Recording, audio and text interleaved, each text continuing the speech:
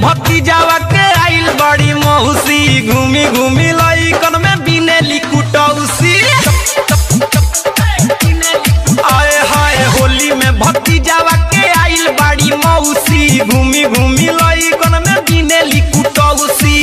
सोटी सोटी सबसे पोटी बागी धरवले खौसी रे खौसी। होली में भतीजावा के आइल बड़ी मौसी घूमी घूमी लइकन में बिनेली कुटौसी।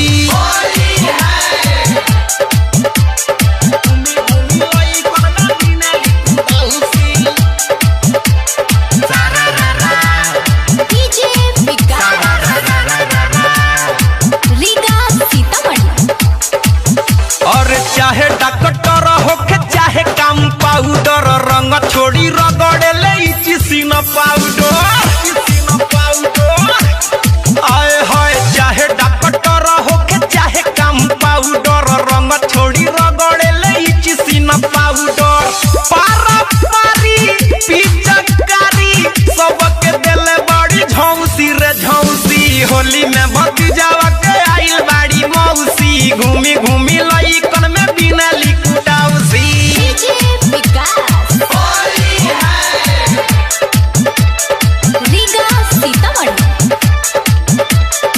आप सुन रहे हैं अमित पटेल की आवाज में।